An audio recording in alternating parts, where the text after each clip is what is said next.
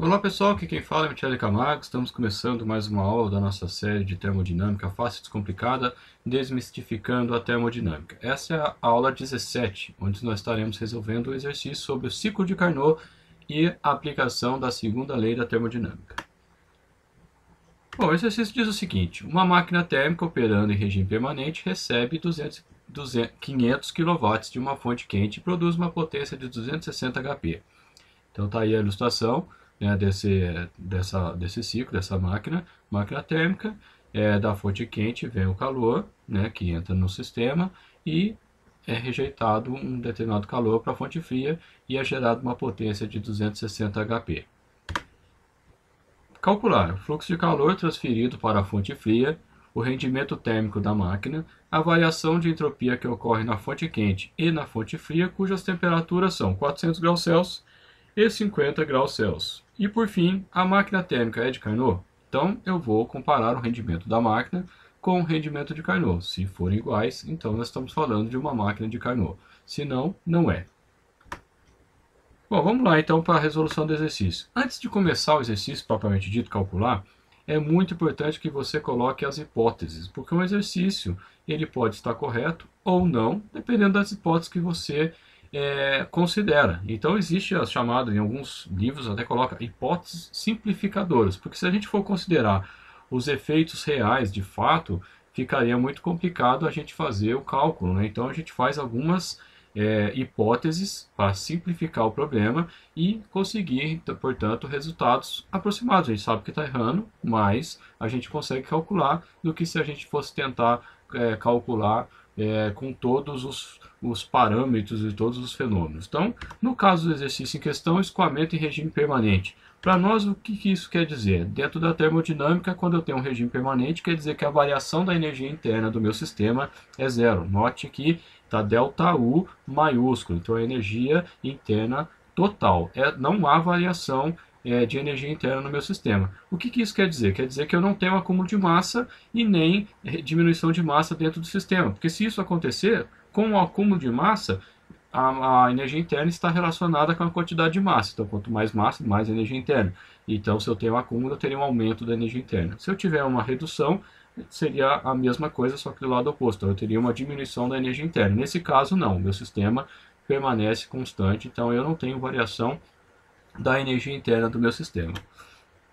Uma outra hipótese é sem fluxo de calor através das outras fronteiras que não sejam a fonte quente e a fonte fria. Né? Então, no caso lá dos exemplos que a gente tem sempre falado, da geração de vapor, né?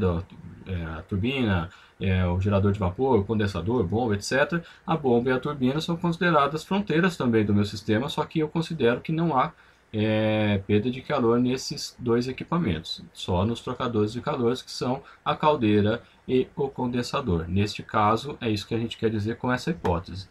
Bom, quais foram os dados? Né? Então, foi dado que o calor, o fluxo de calor que vem da fonte fria, da fonte quente é 580 kW. Note que tem um pontinho em cima do quê? O que isso quer dizer? Kilowatt nada mais é do que kJ por segundo.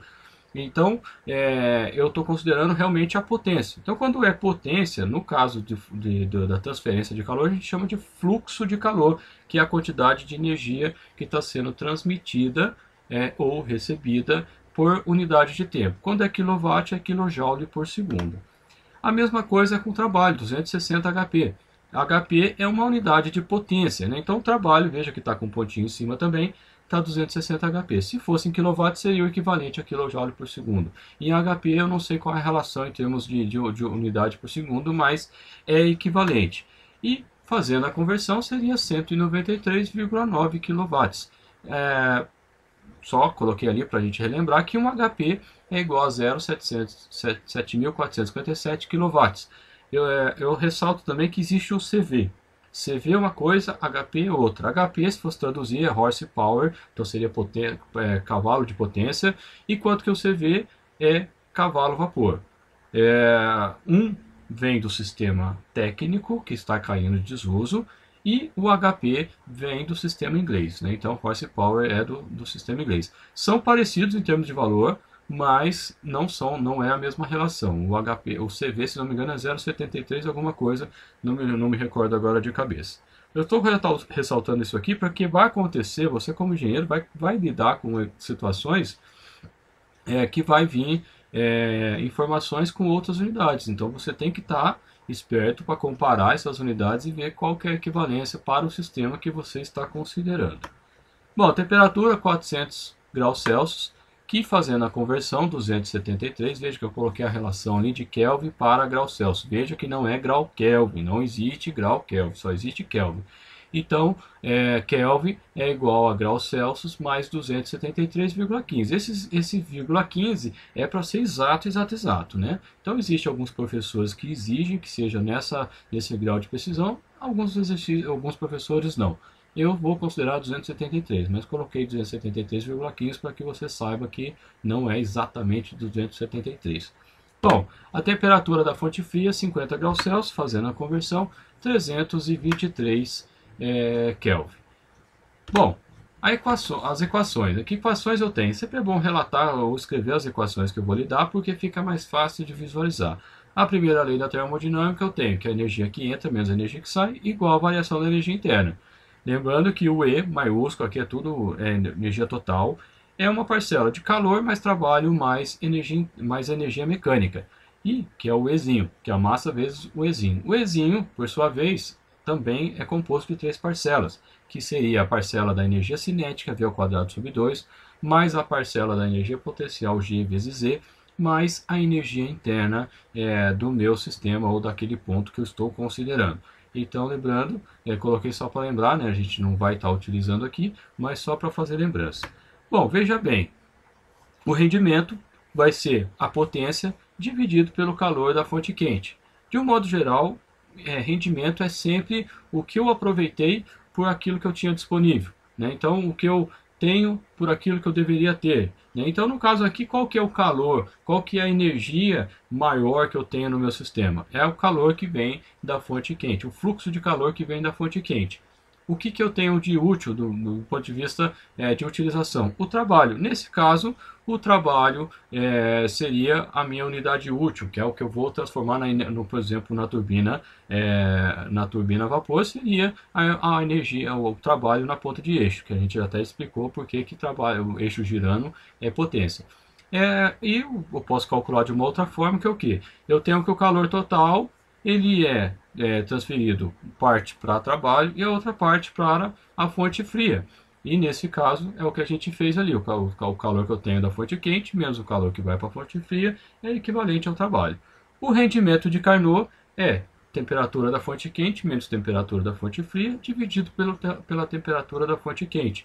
Em alguns livros, a gente até colocou isso no exercício anterior, é 1 menos temperatura da fonte fria dividido pela temperatura da fonte quente, que nada mais é do que separar esses dois membros, vai ficar TFQ sobre TFQ, 1 menos TFQ sobre TFQ, TFF menos TFQ, seria o equivalente.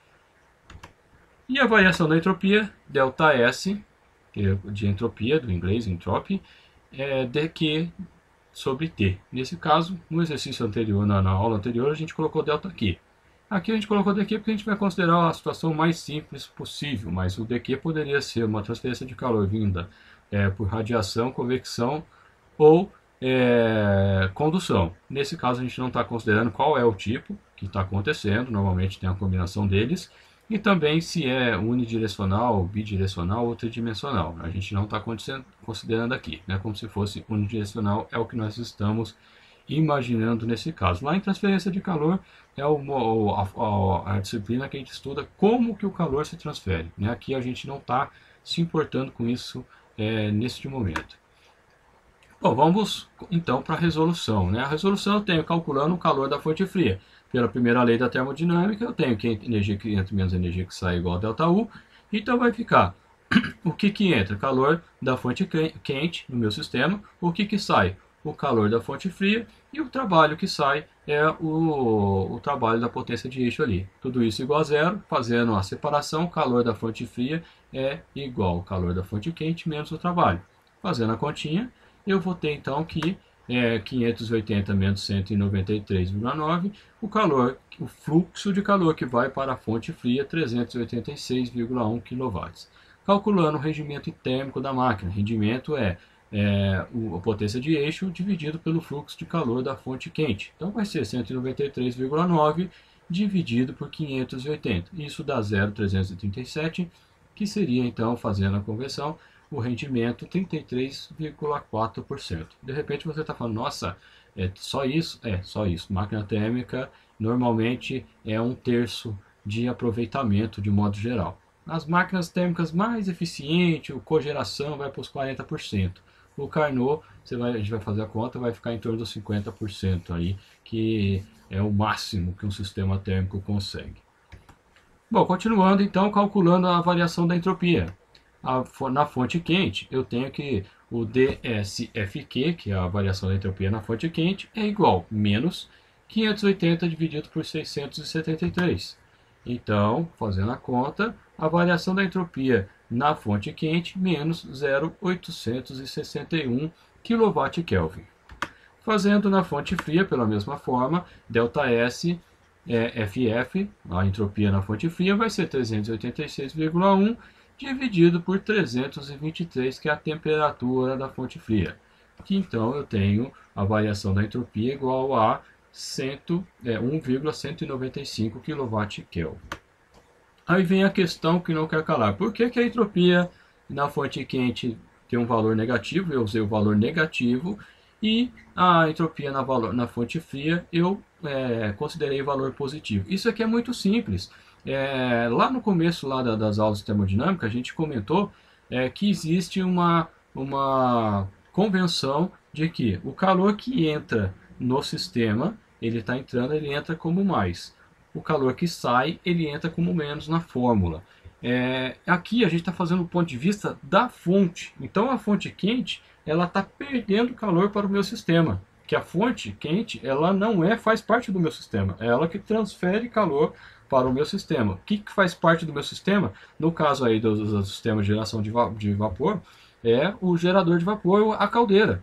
Né? Então, do ponto de vista da caldeira, eu estou recebendo calor, então o calor é mais. Mas do ponto de vista da fonte fria, eu estou perdendo calor. Então, por isso, a variação da entropia é negativa. Da mesma forma, pela mesma analogia, a fonte fria que não faz parte do meu sistema, que faz parte do meu sistema é o meu condensador, então ele rejeita energia, rejeitando, só que a fonte fria recebe esse calor.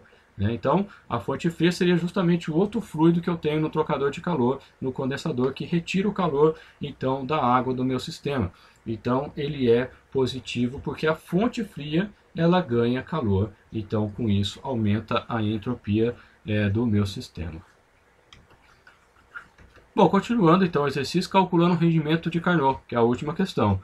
Pela fórmula do rendimento de calor, do rendimento de Carnot, eu teria então a temperatura da fonte quente menos a temperatura da fonte fria dividido pela temperatura da fonte quente. Isso então vai dar 673 menos 323 dividido por 673. Isso dá 0,52. Portanto, o rendimento se fosse uma máquina de Carnot, 52%. Então, como o rendimento da máquina é menor do que o rendimento de Carnot, essa máquina térmica não opera segundo o ciclo de Carnot. Aqui é até importante os comentários o seguinte, muitas vezes a gente fala, por que eu estudo o ciclo de Carnot? A gente estuda o ciclo de Carnot porque ele é a referência. Nessa situação que foi colocada de temperatura da fonte quente, temperatura da fonte fria, eu não consigo nenhuma máquina que tenha um rendimento superior a 52%. Então veja, que na situação ideal, tudo maravilhoso, eu tenho no máximo 52% de rendimento. Então o ciclo de Carnot ele é muito importante por isso, porque ele nos dá um parâmetro de comparação. Então o 33 está bom ou está ruim? Bom, eu sei que eu posso de 33, de repente, em função de vários parâmetros, eu consigo melhorar o meu rendimento e melhorar, por exemplo, o equipamento, a turbina, e fazer com que a turbina consiga extrair mais potência nela, com isso sobrando menos calor para a fonte fria. E com isso eu teria um rendimento mais próximo de Carnot. Mas nunca, nunca, nunca, nunca eu vou ter um rendimento de uma máquina nessas condições com 60%, por exemplo, de rendimento. É isso que o resultado do exercício quer mostrar. Bom, pessoal, se você gostou do vídeo, compartilha, dê um joinha, se inscreva no canal. Tá aí inscrever, basta clicar para se inscrever. Se você quiser receber novidades no canal via WhatsApp, manda aí eu quero para 11 98482 7250. Sempre quando tiver alguma coisa a gente vai estar usando esse canal. Lá no Facebook tem uma página que você pode curtir, a gente coloca muitas vezes lá informações sobre vaga, que a gente tem conhecimento, não só o trabalho que a gente desempenha aqui, mas também outras coisas relacionadas às áreas aí da área técnica. O grupo, aí a gente busca interação, a gente coloca lá algum material ou outro que a gente tem, troca para trocar ideia. O YouTube é o canal, o endereço direto, se quiser mandar um e-mail a gente está aí, e lá no Twitter a gente também está, twitter.com/engenharia-cia, que seria o nosso Twitter. Um pouquinho do que a gente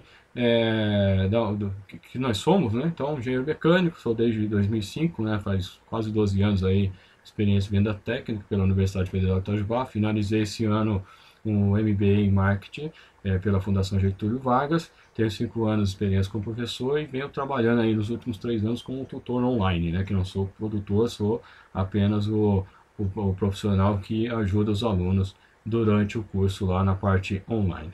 Beleza, pessoal? Agradeço pela audiência, um abraço e até a próxima.